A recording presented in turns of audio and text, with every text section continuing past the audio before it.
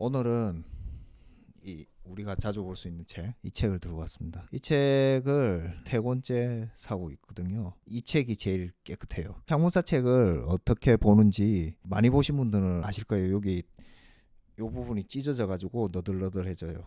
처음에는 이 부분이 벗겨지고 두 번째는 이게 하나씩 이렇게 됩니다. 그런 얘기를 하려고 이 책을 들고 나온 게 아니고 이 책에서 가장 중요한 부분이 있어요. 차례 전에는 읽어볼 생각을 아마 안 할 거예요.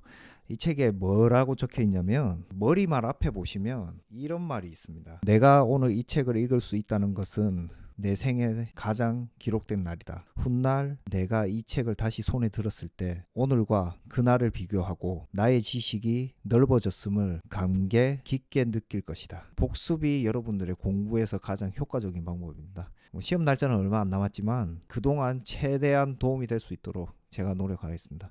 자, 3편으로 가시겠습니다.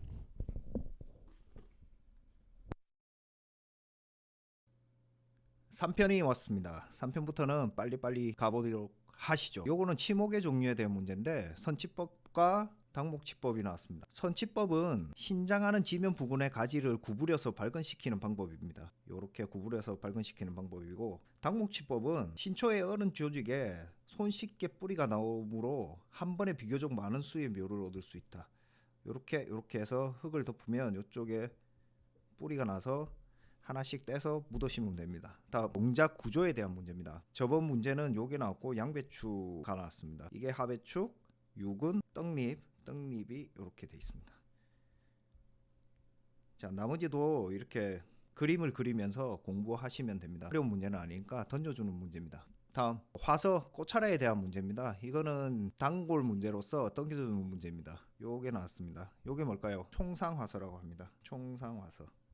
요거 다 외우셔야 돼요, 사실은. 다음 육종법에 대한 문제입니다. 1개체 1개통 육종법과 여교배 육종법에 대한 설명하시오, 이런 내용인데, 그림에서 보시면 1개체 1개통법은 단립개통 육종법이라고도 합니다. 세대 촉진을 동원한 집단 육종법이며 개통 육종법을 절충한 방법이다. 집단 육종법과 개통 육종법을 적절하게 섞어서 쓰는 육종법입니다. 분리세대 동안 각 세대마다 모든 개체로부터 1입씩 채종하여 집단 재배를 하고 동형 적합성이 높아진 후기 세대에서 개통 재배와 선발을 하는 방법입니다. F4세대까지는 집단 재배를 하고 집단 재배를 한 이후부터 F5세대부터는 개통 재배를 하는 육종법입니다. 그렇게 어려운 건 아닌데 F4까지 집단 재배, F5부터 개통 육종법을 한다는 것만 기억해 주시면 됩니다.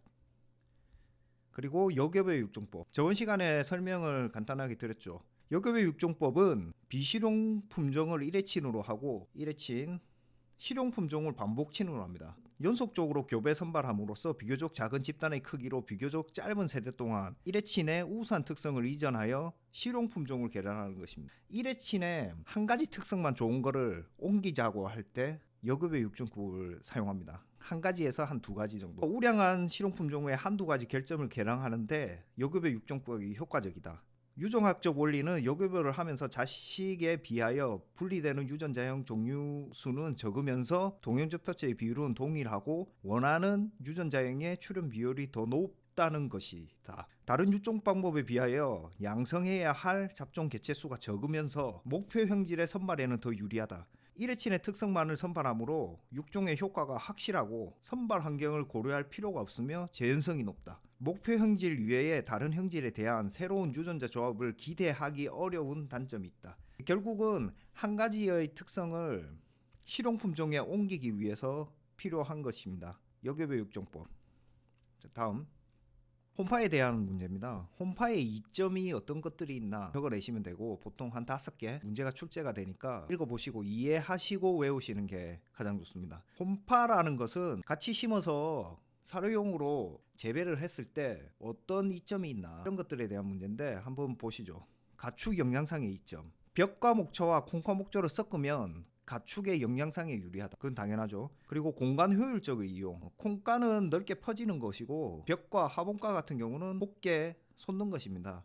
이거를 적절하게 이용함으로써 상본초와 하본초 또는 신금성 작물, 청근성 작물이 섞어지면 지하 지상부를 입체적으로 더 이용할 수 있습니다. 신근성 작물과 청근성 작물은 땅으로 깊게, 뿌리가 깊게 들어가는 작물, 신근성, 청근성은 뿌리가 땅으로 깊게 안 들어가는 작물을 말하는 것입니다. 자, 세 번째, 비료 성분의 효율적 이용. 비료 성분의 질과 양, 토양 흡수의 차이가 있으므로 홈파에 의하여 토양의 비료 성분을 더욱 효율적으로 잘 이용할 수 있습니다. 네 번째, 질소질 비료의 절약. 콩과 목초가 고정한 질소가 벽과 목초가에 이용되므로 질소질 비료가 절약됩니다. 이 콩과 목초는 질소 고정 작용이 있죠. 거기에 대해서 질소를 고정한 것을 벽과 하본과 작물들이 이용할 수 있게 됩니다. 잡초 경감, 상본초와 하본초가 같이 자라게 되면 땅에서 잡초가 자랄 공간이 없습니다. 잡초 경감이 되는 것입니다. 재해에 대한 안전성 증대. 여러 종류의 목초가 함께 생육하면 불량 환경이나 병해충에 대한 안정성이 증대합니다. 일곱 번째, 산초의 평준화. 홈파 목조는 서로 생장의 소장이 달라 홈파 목야지의 산초량이 시기적으로 평준화된다. 이 소장이라는 것은 이렇게 사라지고 다시 자라나는 것을 말하는 겁니다. 여덟 번째, 건초 제조상의 이점. 콩과 목초는 수분이 많고 건초를 만들기 불편한데 벽과 목초 함께 섞이면 건초로 만들기 용이해진다. 이것들이 전부 다 홈파의 이점입니다. 다음, 발화 과정에 가로를 해놓고 가로 채우기 하는 문제입니다. 발화 과정을 다 외우시고 숙지를 하셔야 됩니다. 발화 과정, 수분을 흡수 먼저 하고 저장 양분의 분해 효소 생성과 활성화를 합니다. 그 다음이 저장 양분의 분해, 전류 및 재합성을 합니다. 분해를 해서 보내고 또 다시 재합성을 합니다. 배 생장 개시, 과피, 종피가 파괴가 되면서 유묘가 출현을 하게 됩니다. 다음, 이거는 식품종보호법에 대한 문제입니다. 어떤 정의 제2조 이 법에 사용하는 용어의 뜻을 다음과 같다. 여기에 문제가 자주 나옵니다. 1번부터 7번까지 어떤 문제가 나올지 랜덤으로 나오게 되는데 이거를 다 숙지하시고 가시는 게 좋을 것 같습니다. 종자라는 것은 종자산업법 제2조 1호에 따른 종자 및 수산종자산업 육성법 제2조 3호에 따른 수산식물 종자를 말합니다. 2번, 품종이란 식물학에서 통용되는 최저 분류 단위의 식물군에서 제16조에 따른 품종 보호 요건을 갖추어지는지와 관계없이 유전적으로 나타난 특성 중 한 가지 이상의 특성이 다른 식물군과 구별되고 변함없이 증식될 수 있는 것을 말합니다.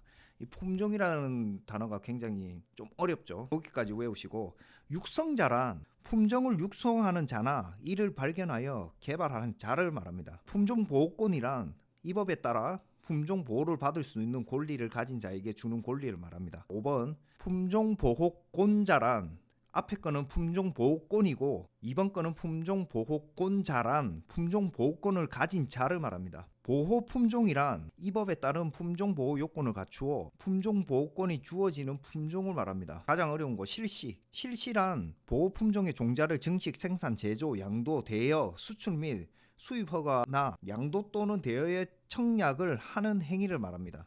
다음, 이것도 종자산업법에 대한 문제입니다.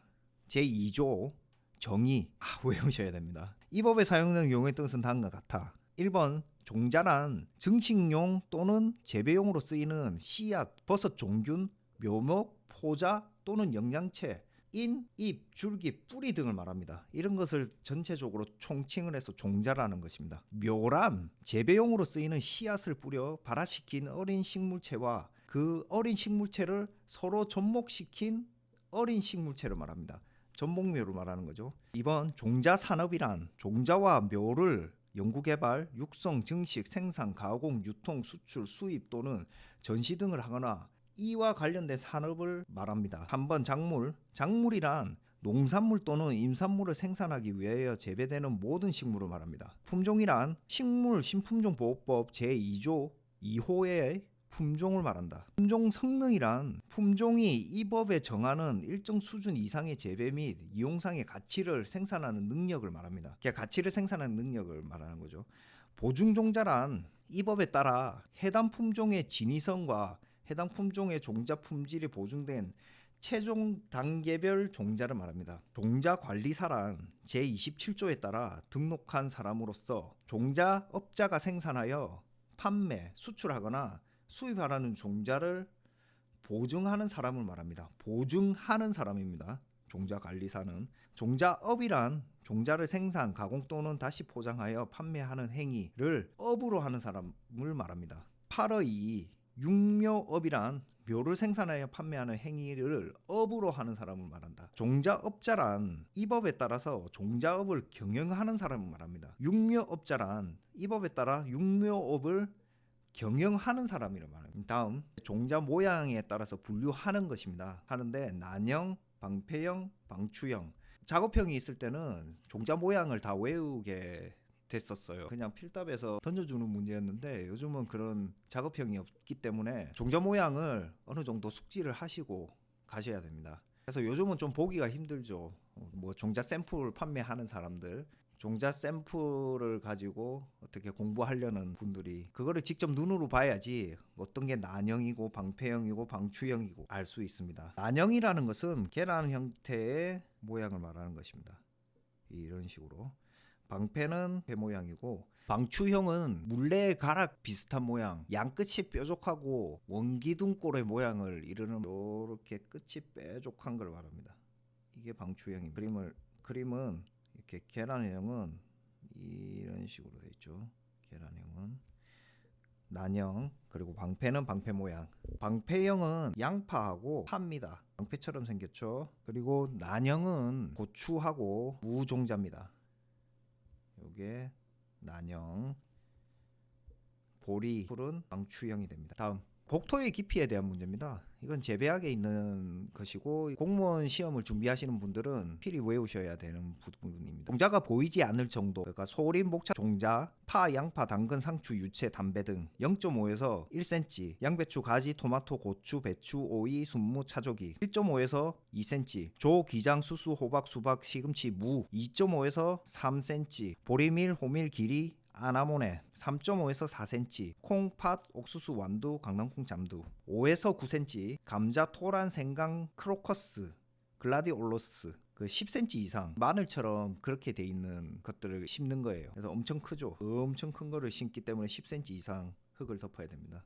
다음, 포장검사 및 종자검사의 검사 기준 제12조 관련된 문제입니다. 어떤 것들을 가로를 쳐요. 저번에는 어떤 게 나왔냐면 종자에 대해서 원본종, 원종, 보급종 요거에 대해서 규정이 얼마나 되느냐, 요렇게 가로 채우기가 나왔습니다. 특정 해초, 기타 해초, 특정 병, 기타병 이런 것들도 다 외워 주셔야 됩니다. 물론 요런 것들도 다 외워야 됩니다. 예전에 작업형 할 때는 초반에는 이런 것들을 다 외우고 갔어요. 근데 어느 순간 종이에 이 규정들을 다 적어 주더라고요. 요즘은 안타깝게도 필답만 하기 때문에 그래서 좀 안타깝습니다. 자, 다음, 종자 검사 요령에 대한 문제입니다. 1회차 때 양파에 대한 문제가 나왔었죠. 10톤, 88, 80, 50g씩 외우는 게 가장 좋겠죠. 이번에는 배추에 대한 문제가 나왔습니다. 소집자는 최대 중량은 10톤이고 채취 시료는 70g, 그리고 순도 검사에 7g이 필요하고요. 이종 개수용은 70g이 필요합니다. 수분 검정용은 50g이 필요합니다. 다음,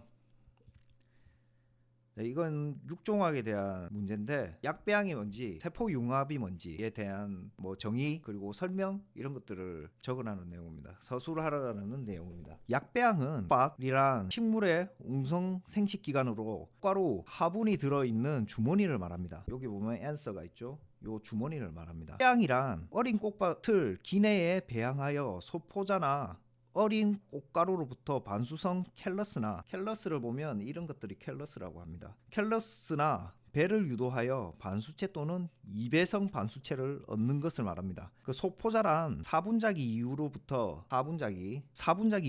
영양세포와 생식세포를 분열하기 전에 일액성 단계를 말하는데, 소포자기의 어린 꽃밥을 배양하는 것을 반수체 획득에 유리하다. 이 사분자기 이후부터 영양세포와 생식세포를 분열하기 전 일액성 단계에서 꽃밭을 배양하는 것을 반수체 획득에 유리하다고 합니다. 약배양은 꽃가루로 발달할 웅성 배우자로부터 식물체를 얻기 때문에 동정생식의 일종이다. 꽃밭을 배양하여 소포자나 어린 꽃가루 유래의 식물체만 아니라 화사나 약벽을 구성하고 있는 이엔 조직으로부터 이엔성 캘러스 형성 및 식물체의 재생 가능성이 있기 때문에 소포자나 어린 꽃가루를 꽃밭으로부터 납출시켜 배양하기도 하는데, 이를 소포자 배양 또는 화분 배양이라고 한다. 약배양 과정, 어린 꽃봉오리를 채취해서 일획성 소포자기, 이획성 초기에 채취를 합니다. 그리고 전처리를 하고 저온, 고온 등 전처리를 하고 살균 및 꽃밭 치상을 합니다. 한천배지에 이렇게 치상을 합니다. 켈러스 배양체 유도 25도씨 내외에서 12시간 이상 약광 또는 암배양을 합니다. 다섯 번째, 식물체 분화 발달은 25도씨 내에 12시간 이상 명배양을 합니다. 여섯 번째, 순화 및 토양에 활착을 합니다. 순화라는 것은 어떤 적응하는 과정을 말하는 거죠. 염색체 배가 0.05에서 0.5%의 콜리친을 처리하면 그 염색체 배가가 됩니다. 여덟 번째, 순계 획득을 하는 겁니다. 다음, 세포융합. 세포융합은 나출, 폭이 드러난 것을 나출 원형지체, 세포벽을 인위적으로 제거한 세포를 원형질체라고 합니다. 세포벽을 없앤 거죠. 융합하여 체세포 잡종을 얻기 위한 배양 기술을 말한다. 2번, 원형질체란 식물세포의 세포막을 효소로 제거하여 원형질막으로 둘러싸인 세포를 말한다. 세포융합을 하려면 먼저 원형질체의 나출 및 배양 기술로 확립되어 있어야 된다. 세포융합의 과정, 배양 재료 선정 및 소독. 두 번째, 원형질체 나출. 세 번째, 원형질체 접촉. 네 번째, 원형질막 융합. 다섯 번째, 세포질 융합. 그리고 여섯 번째, 핵융합. 여기 보시면 세포융합에 의한 잡종의 종류와 세포가 융합하는 과정을 그림으로 간략하게 설명한 것입니다. 이것도 참조하시면 될 것 같고요. 다음, 재배학의 트랜스포존 문제입니다. 트랜스포존은 공무원 시험에도 많이 출제가 되기 때문에 꼭 이해를 하시고 넘어가셔야 됩니다. 트랜스포존이라는 것은 대부분의 유전자는 염색체 상에 일정한 위치에 고정되어 있습니다. 트랜스포존은 게놈의 한 장소에서 다른 장소로 이동하여 삽입될 수 있는 DNA 단편을 말합니다. 트랜스포존의 절단과 이동은 요게 가장 중요해요. 전이 효소에 의해서 촉매되며 전이 효소 유전자는 트랜스포존 내에 있습니다. 원핵생물, 박테리아과 원핵생물과 진핵생물의 광범위하게 분포되어 있으며 그 종류가 수백 가지를 가지고 돌연변이의 원인이 됩니다. 맥클릭톡이 옥수수 알갱이의 색깔이 불안정하게 나타나는 원인을 연구하는 과정에서 처음으로 발견했습니다. 유전 분석과 유전자 조작에 유용하게 쓰이고 표지로 이용하면 특정 유전자를 구별할 수 있습니다. 반체로 널리 이용되고 돌연변이를 유기하는 데도 유용하게 쓰입니다. 다음, 종자 산업법에 대한 문제입니다. 종합계획에는 다음 각 호의 사항이 포함되어야 한다. 종합계획. 종합계획이라는 것은 농림축산식품부 장관은 종자산업의 육성 및 지원을 위하여 5년마다 농림종자산업의 육성 및 지원에 관한 종합계획을 수립 시행하여야 한다. 종자산업의 현황과 전망, 종자산업의 지원 방향 및 목표, 종자산업의 육성 및 지원을 위한 중기, 장기 투자 계획, 종자산업 관련 기술의 교육 및 전문 인력 육성 방안. 다섯 번째, 종자 및 관련 농가의 안정적인 소득 증대를 위한 연구 개발 사업. 여섯 번째, 민간의 육종 연구를 지원하기 위한 기반 구축 사업. 일곱 번째, 수출 확대 등 대외 시장 진출 촉진 방안. 여덟 번째, 종자 및 묘에 대한 교육 및 이해 증진 방안. 아홉 번째, 지방자치단체의 종자 및 묘에 관련 산업 지원 방안. 열 번째, 그 밖의 종자 산업의 육성 및 지원을 위하여 대통령령으로 정한 사항 등이 있습니다. 다음, 신품종 보호법에 대한 문제인데 10조랑 11조에 대한 문제인데 서류 제출의 효력 발생 시기와 어떤 절차의 무효에 대한 서술하는 내용입니다. 서류 제출 효력 발생 시기는 이 법 또는 이 법에 따른 명령에 따라 농림축산식품부 장관, 해양수산부 장관 또는 심판위원회 위원장에게 제출하는 출원서, 청구서 그 밖의 서류는 농림축산식품부 장관, 해양수산부 장관 또는 심판위원회 위원장에게 도달하는 날부터 그 효력이 발생합니다. 근데 제1항에 따라 출원서, 청구서와 그 밖의 서류를 우편으로 농림수산식품부 장관, 해양수산부 장관 또는 심판위원회 위원장에게 제출한 경우에는 우편 법령에 따른 통신 날짜 도장에 표시된 날이 분명하면 그 표시된 날이 운영하지 아니하면 우체국에 제출한 날에 농림축산식품부 장관, 해양수산부 장관 또는 심판위원회 위원장에게 도달한 것으로 봅니다. 3번, 제1항과 제2항의 규정한 사항 외에 우편물의 배달, 지연, 분실 및 우편 업무 중단으로 인하여 문제가 발생한 서류의 제출에 관한 사항은 공동불령으로 정한다. 제가 볼 때는 1번하고 2번까지 적으면 완벽한 것 같습니다. 제10조 절차 무효. 절차가 어떻게 하면 무효가 되는지 한번 보겠습니다. 1번 농림축산식품부 장관, 해양수산부 장관 또는 심판위원회 위원장은 제구조에 따라 보정명령을 받은 자가 지정한 기간까지 보정을 아니한 경우에는 그 품종 보호에 관한 절차를 무효로 할 수 있다. 보정하라고 했는데 보정 안 해서 말을 안 들었어요. 그러면 무효로 할 수가 있습니다. 2번 농림축산식품부 장관, 해양수산부 장관 또는 심판위원회 위원장은 제1항에 따라 그 절차가 무효로 된 경우에는 지정된 기간을 지키지 못한 것이 보정명령을 받은 자가 천재지변이나 그 밖에 불가피한 사유에 의한 것으로 인정될 때는 그 사유가 소멸한 날부터 14일 이내 또는 그 기간이 끝난 후 1년 이내에 보정명령을 받은 자의 청구에 따라 그 무효 처분을 취소할 수 있다. 한번 농림축산식품부 장관, 해양수산부 장관 또는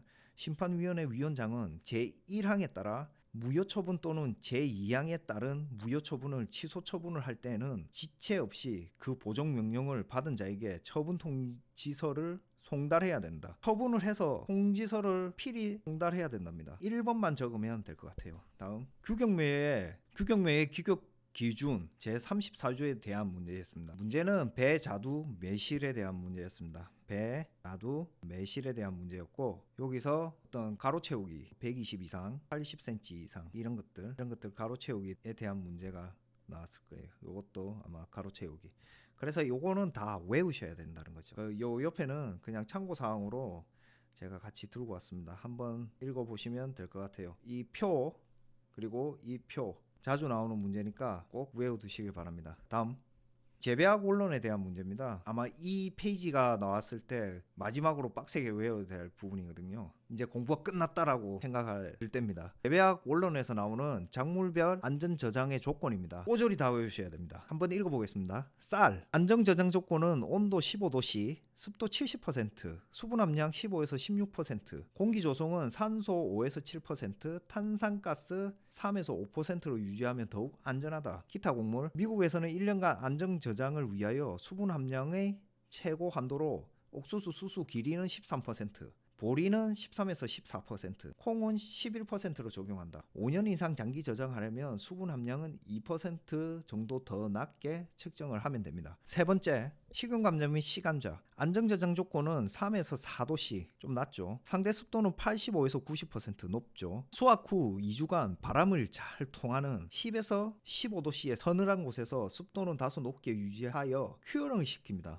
이거는 상처 아물기라 그래요. 감자나 고구마를 수확을 할 때 꼭 상처가 나게 됩니다. 상처가 안 날 수가 없어요. 물론 안 나게 수확을 할 수 있지만 그건 아주 소량으로 재배를 했을 때고 대량으로 재배했을 때는 기계를 사용하기 때문에 무조건 상처가 나게 되어 있습니다. 상처가 나면 썩게 되겠죠. 썩는 것을 방지하기 위해서 식물들이 상처가 나면 상처를 아물려고 노력을 해요. 그 조건을 맞추는 게 감자하고 고구마하고 달라요. 그래서 큐어링을 시키는 게 가장 중요합니다. 감자와 고구마는. 작년에 문제가 나왔던 가공용 감자. 적정 온도는 10도씨이며 온도가 좀 높죠. 가공용 감자는. 이보다 저온에서 당 함량이 증가하여 품질이 낮아집니다. 가공용은 전분을 뽑기 위해서 하는 거지 당을 뽑기 위해서 하는 건 아닙니다. 그래서 당량이 증가하면 안 되기 때문에 온도가 약간 높습니다. 그러나 10도씨에서는 휴면이 빨리 타파하여 바람으로 장기 저장은 어렵다. 고구마의 문제도 나왔습니다. 가공용 감자 고구마. 안전저장 조건은 온도 13에서 15도씨, 좀 높죠. 감자보다. 상대 습도는 85에서 90%, 감자랑 똑같죠. 단 저장 전처리로 반드시 큐어링을 해야 됩니다. 상처 아물기를 해야 됩니다. 자, 큐어링 조건은 조금 다릅니다. 큐어링은 수확 직후 30에서 35도 아주 높죠. 그리고 90에서 95% 습도도 높죠. 이 상태에서 3에서 6일간 실시를 하면 상처가 굳게 됩니다. 그래서 썩지 않게 됩니다. 큐어링이 끝나면 13도까지 방냉한 후 본저장을 합니다. 맞죠? 고구마는 0도씨에서 21시간, 마이너스 15도씨에서는 3시간의 냉동을 했습니다.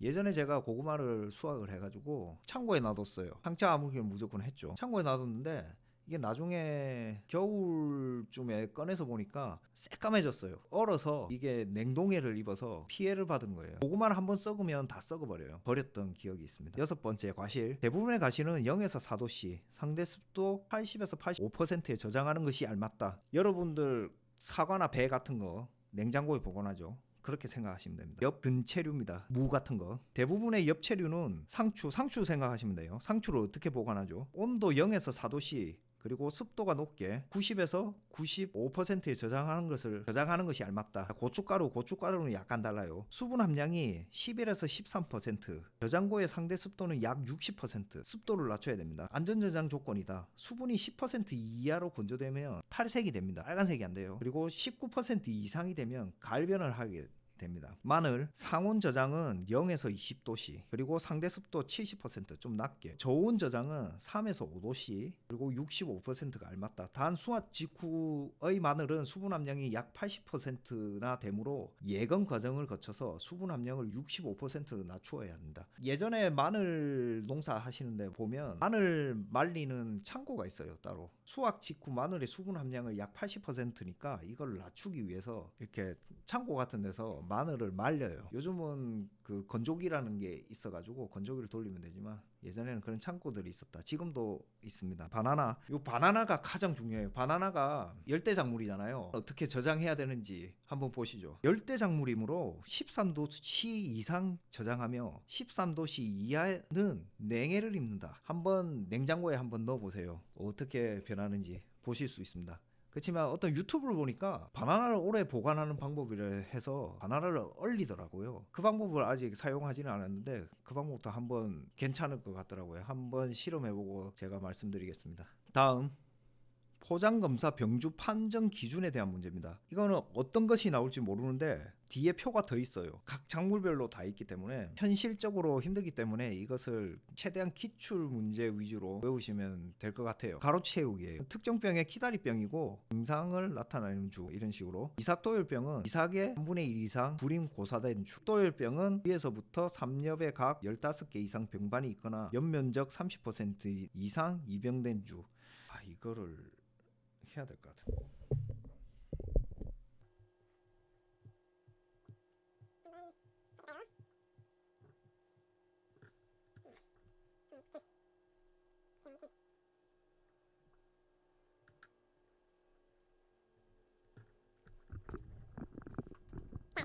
이건 예전에 제가 만들었던 자료고요. 이제 필요가 없을 것 같습니다. 자, 특정병 키다리병부터 보시죠. 키다리병 곰팡이고요. 벼가 있으면 요렇게 키가 일정해야 되는데 일정하지 않아요. 일정하지 않고 요 삐쭉삐쭉 튀어나온 것들이, 이게 키다리병이 걸려서 나중에 얘가 요렇게 고사가 되는 형식입니다. 요 흰색들 보이죠? 요게 키다리병이 걸려서 종자 전염을 하기 때문에 빨리 뽑아줘야 돼요. 이게 키다리병이고, 입도열병 요 보시면 뱀 무늬처럼, 뱀 눈가리처럼 이랬어요. 이건 좀 심한 거네요. 이런 식으로 입도열병, 위로부터 3엽의 각 15개 이상 병반이 있거나 연면적 30% 이상 이병된 주. 그 이삭도열병도 마찬가지예요. 이삭에 보시면 요렇게 죽어나가요. 사실은 이삭에 발생이 돼가지고 이삭이 이제 고사가 되는 건데, 그 전에 이삭 목에 보면 목부터 발생이 되더라고요. 그래서 뭐 이렇게 발생이 돼요. 이건 좀 오래된, 초창기 때는 이렇게 되지. 깨시무늬병, 호마역꽃병이라고 하고 깨시무늬병이라고 합니다. 깨시무늬병은 여기 징그럽죠. 깨시처럼 이렇게 까만색 점들이 이렇게 딱딱딱딱, 이게 깨시무늬다. 깨시무늬병은 위로부터 3엽의 중앙부 5cm 길이 내에 50개 이상 병반이 있는 주가 있으면 포장검사 불합격입니다. 자, 이상누룩병 도국병이라고 합니다. 곰팡이 포자가 이렇게 형성이 되고 좀 지저분해요. 새까만 것들이 따닥따닥 붙어 있어요. 이게 심하면 이렇게 됩니다. 입진무늬 마른병, 문고병이라고 합니다. 이게 좀 심한 건데 초창기 때 보시면 이게 담수를 하죠. 벼 요쪽에 보시면 약간 짙은 녹색이 안 나오고 이런 식으로 변해가는 게 보여요. 벼 밑쪽에 보시면 이게 문고병이라, 입진무늬 마른병. 그러면서 이렇게 말라가는 증상을 입진무늬 마른병이라. 판정 기준은 이삭이 불임 고사된 주, 이런 식으로 돼서 이삭이 불임이 생기고 고사가 된답니다. 다음, 흰잎 마른병, 백역고병이라고 합니다. 전체적으로 봤을 때 이런 식으로 멀리서 봐도 표가 납니다. 잎에 보시면 희끗희끗하게 우리 흰머리처럼 희끗희끗하게 변해가요. 그래서 이 백여꽃병이라고 합니다. 다음 오갈병. 오갈병은 종류가 엄청 많아요. 이건 바이러스인데 뭐 과수, 특히 과수에 많고 검은 줄기 오갈병 이런 것도 있고, 오갈병은 이렇게 특징이 울퉁불퉁해져요. 울퉁불퉁. 벼도 이렇게 뭔가 좀 내가 좀 이상해, 식물들이 나 병에 걸렸어 라는 표현을 하게 됩니다. 오갈병은 판정 기준은 증상이 나타난 주. 그냥 눈으로 봤을 때 오갈병은 누가 봐도 오갈병이니까 세균성 벼 알마름병, 고세균병이라고 합니다. 그거 보면 이삭이 요렇게, 아까 누룩병하고 완전히 다르죠. 누룩은 까만 포자들이 이렇게 붙어 있지만 얘는 세균이기 때문에 그냥 이렇게 죽어버려요. 좀 지저분하게. 이 판정 기준은 이삭 잎수의 5% 이상 입영된 주, 잎수의 5% 이상 입영된 주. 여기까지 하고 4편은 좀 더 빠르게 진행할 수 있도록 하겠습니다. 그럼 다음 시간에 뵙겠습니다. 안녕.